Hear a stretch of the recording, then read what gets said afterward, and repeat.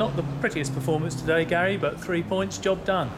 Yeah, of course, like, you know, at the end of the day, it was always going to be a tough fixture. You know, I think that Dorchester was sitting in an area in the league where we knew they were going to fight and battle for points, and it was only 2 weeks ago that Welling come down here top of the table and got beat 3-2. So, you know, it's not a case of coming down here today and thinking it's just going to happen. We would have to make, you know, if we wanted to get the 3 points, that would have to, you know, be a case of working hard and hopefully that little bit of quality come out over the 90 minutes. And it has today. Like, you know, I felt first half they were killing the tempo of the game. They were slowing everything down. They didn't let us get in our rhythm. I don't think that, you know, the referee was, you know, quite as strict as what he could have been and should have been with them.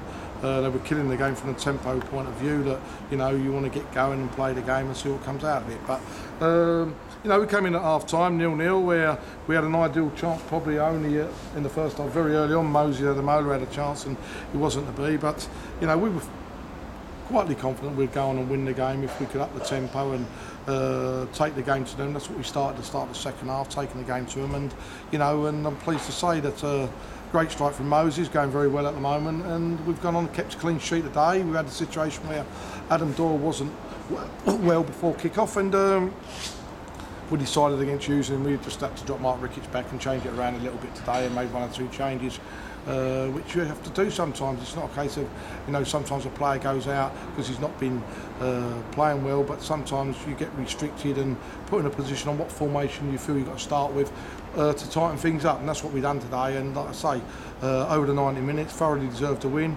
Great travelling support, you know, come down here, and you know, they've been coming here, there and everywhere, but you know, it's only early days in the season, but going into that, you know, 2-week break now of a league game and sitting where we're sitting is very pleasing for everybody connected at Woking Football Club.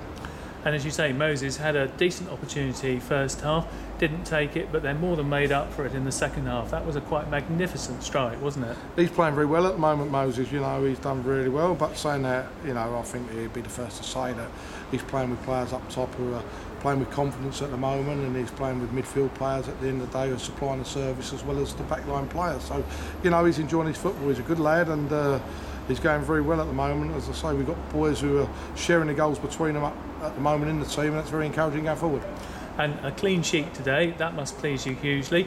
And a new centre-back as well, by the name of Ricketts. I thought he was immense today. Yeah, you know, Mark Ricketts can play anywhere, like, you know, in respect of defensive duties or midfield, you know, and, you know, we've done that in pre-season. I think you remember rightly that he played in one of the games at the back with Joe McNerney, I think it was Charlton, and done very well that day. So we didn't have no problems in the sense of that situation there. It was just a case of, I'll say, we changed it around, we fetched Jay and Jez into the team today. We just felt a little bit of freshness after the situation with Adam Doyle, and we had a situation fetching Aaron Howell in today, who, you know, I feel deserves special mention purely on the grounds that he's a very good goalkeeper, as well as Andy Little, 2 great goalkeepers at the club. But you know, he's sat there for a certain period of time. He's only played the 1 game, but what he had to do today, very positive, very clear, confident, good handling, and like I say, we've got 2 very good goalkeepers, but that was decided basically on Thursday that, you know, Andy's got a situation at the moment that his wife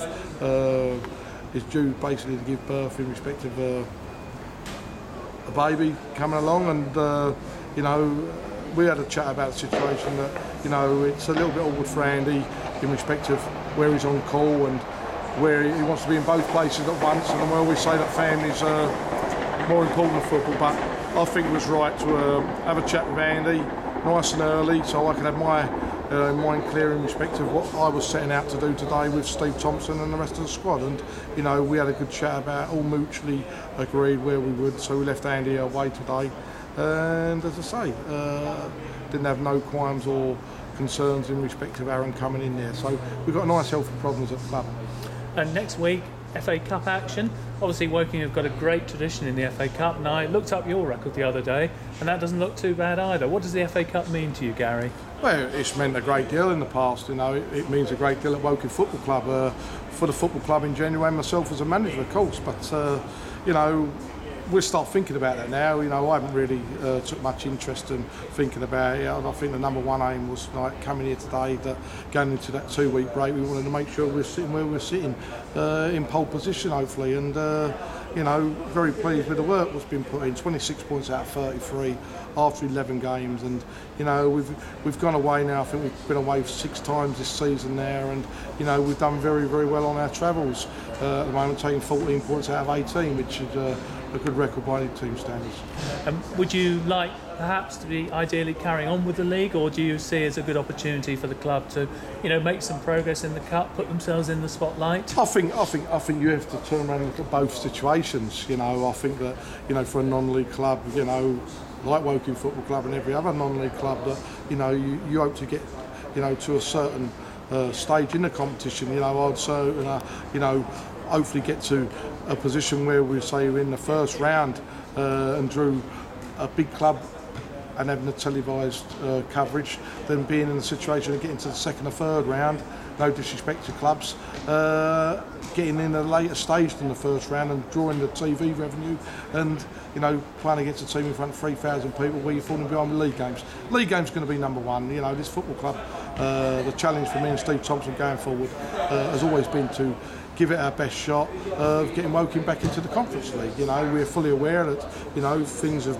been tightened very much in respect of the financial structure, but that's the same everywhere, you know. But you know, we've got a situation where I feel we've got a very good squad of players which have been working very well together, fully aware of the circumstances and everything else there, and like I say, on and off the field, I think that with the travelling support and people who work around the football club voluntary and doing this and doing that, it's a football club which, you know, I've really realised, which have now got everybody working together, where you can you take things on board. People turn around and say this and say that, and I'm not the sort of person to turn around and worry about what's gone on or this and that, about people's thoughts and feelings about this and that. I think that what we've tried to install is a fresh atmosphere since we come to the football club, of everybody saying, look, this is where we are, this is Woking Football Club, and so I keep going over it, like about the supporters and boost the budget and people who go there and work voluntary at the football club and